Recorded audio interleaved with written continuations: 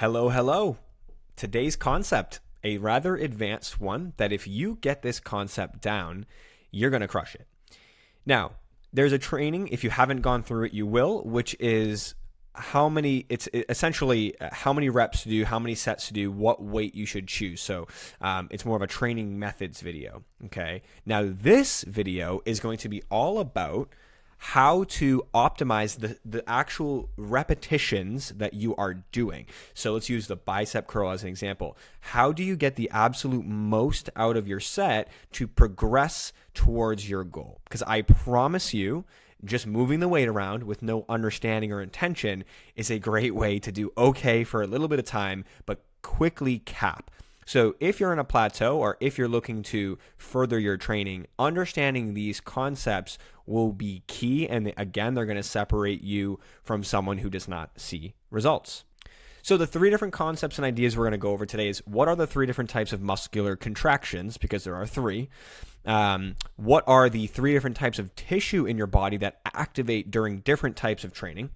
And then we're going to be going over the difference between compound exercise and isolation exercise and how these vary depending on if it's a compound or an isolated exercise.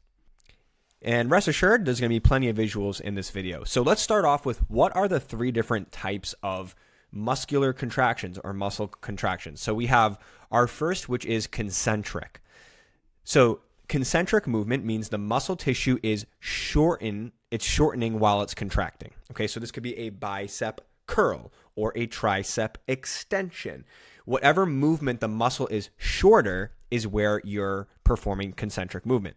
So think about lifting a dumbbell during a bicep curl, that's concentric, and the squeeze at the top. Okay. Now eccentric is as that dumbbell is coming down, you're feeling that tension against the muscle is now lengthening, and this is where a lot of the damage and growth actually happens. So that's why it's important if you do an exercise like a dumbbell curl to not just let the weight fly down, because then there's no resistance against the tissue.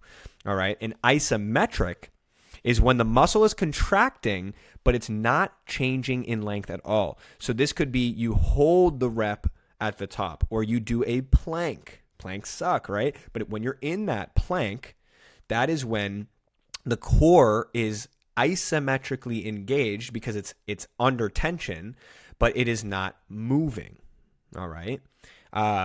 So isometric exercises are great for control and stability. So let's go through a little bit of a visual here. I'm going to move myself. All right, so we have the bicep curl. So on the way down, that is your concentric movement. It is lengthening.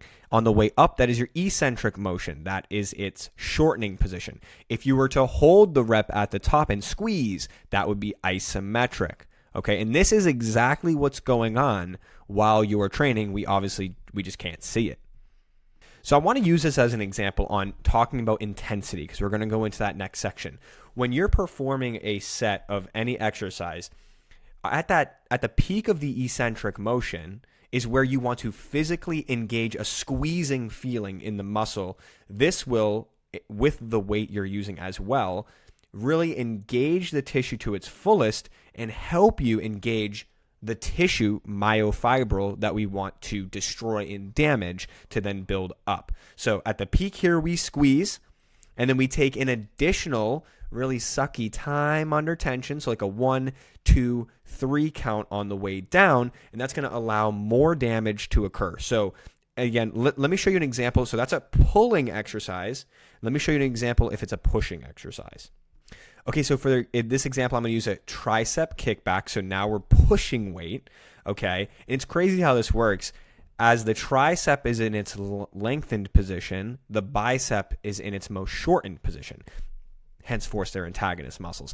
Anyways, I digress. So let's talk about the concentric or shortening of the tissue would be this movement here. Bam. Okay, now my tricep muscles are shortened, engaged, active, right? They move, they close my elbow joint. Now, the eccentric portion is The eccentric portion is as that weight returns. So if we come back, boom. Now, That is my eccentric portion. Notice how I didn't let the weight fly back. I came out, I squeezed my arm as hard as I could because I know my triceps when I'm working, and I come in 1, 2, 3, okay? Let's go through it again. So concentric, eccentric. Now, if I were to hold the rep out at its extended position, like that, if I were to hold it for a 1, 2, 3, because hey, we can get spicy in exercise, right? That would be isometric. Okay, so these are our 3 different types of muscular contractions.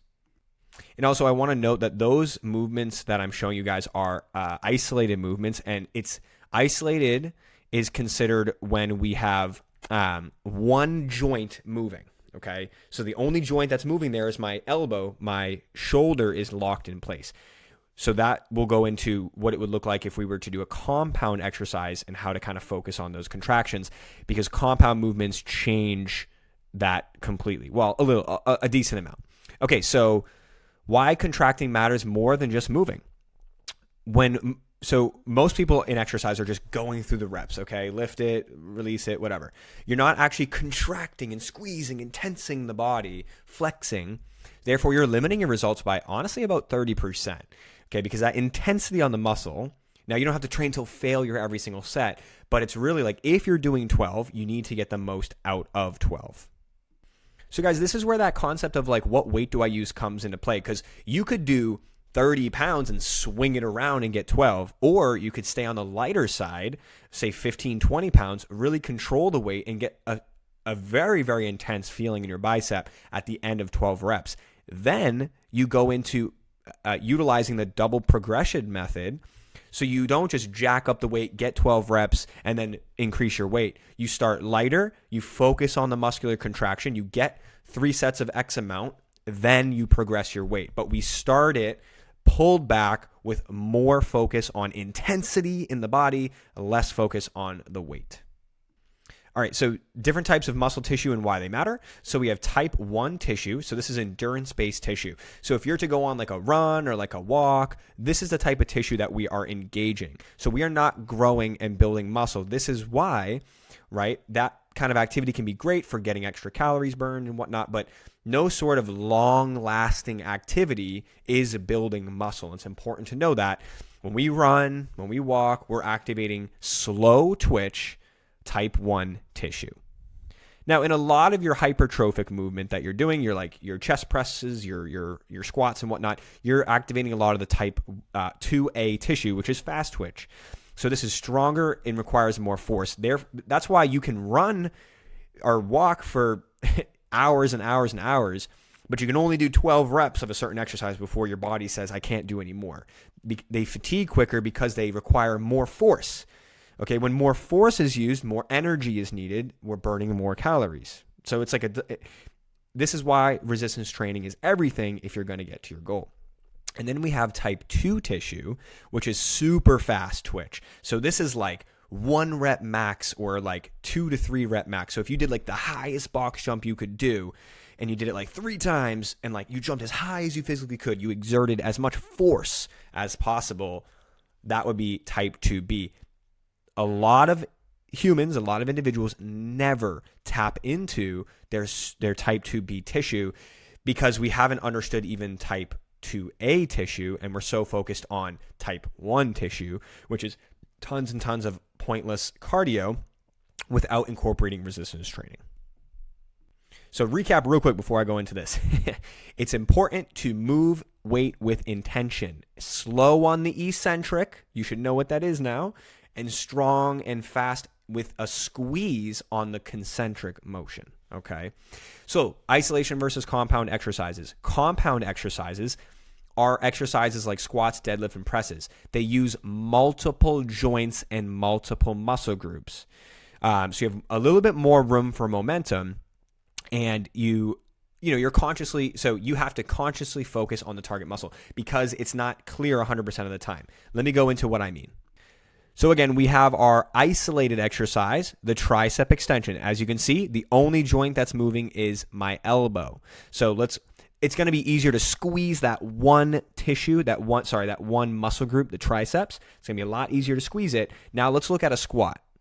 All right, so I'm going to use Coach Cassie here as an example. She's going to do a barbell front squat. Now, in this, before I even play the video, her hip joint will move and her knee joint will move, which is going to activate her glutes, her adductors, her quads, her hamstrings, and her calves. So she has about 5 muscle groups firing here. Now, in any compound movement, whatever it is, we're going to use a squat as an example, there's always going to be more dominant muscle groups that take majority of the work. Like her calves are simply probably stabilizing her ankles. They're not doing much more because we're not flexing the ankles whatsoever. So a lot of this weight is going to be transferred through her quads and her glutes, although her core is stabilizing her spine. So as you guys can see, there's so much going on in this one exercise. Now let's play the movement. Okay, she goes to the bottom. She has a very, very deep squat. Comes up to the top. Okay, so you might be saying to yourself, well, I don't know, where's the squeeze? What am I doing there? So if you're performing a compound movement, your objective is on your eccentric portion, which is the way down, focus on time under tension. So really dial in on a 3 count to the bottom. Okay, that's fatiguing the muscle as you come down. And when you come up, focus on power.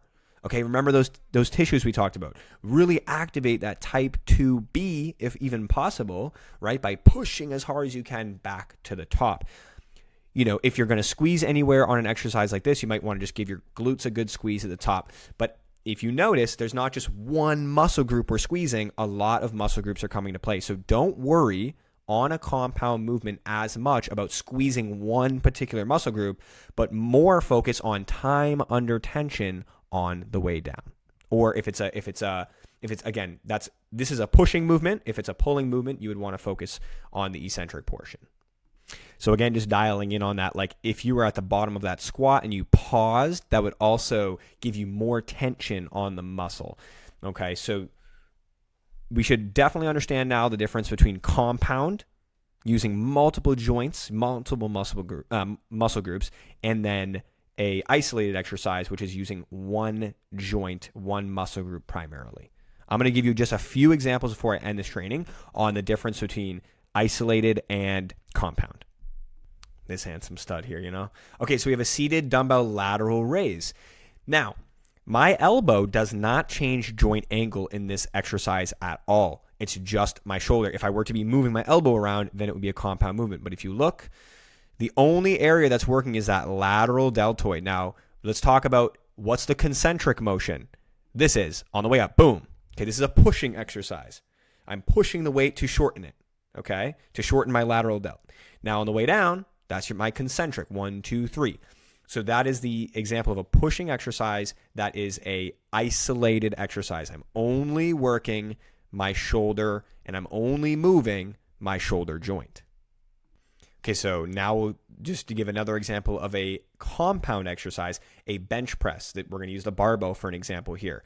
So we know this is compound because as the barbell comes down, boom, the elbows change joint angle and so did the shoulder. So now at the bottom, we just performed the eccentric on the way down. Okay, the muscle is now at its lengthened position.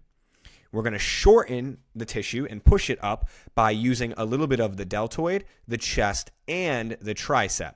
Boom. And we power that rep up to the top. On the way down, we take our time, nice and slow, fatigue the muscle, and press to the top. I'm going to pause for a second. Because again, on an exercise like this, it's a little challenging to take a muscle group and really squeeze it because there's so much movement happening. Okay, so what you should understand, and if you don't, is when you're performing an isolated exercise that moves one joint and one muscle group, how to squeeze and engage the muscle tissue more.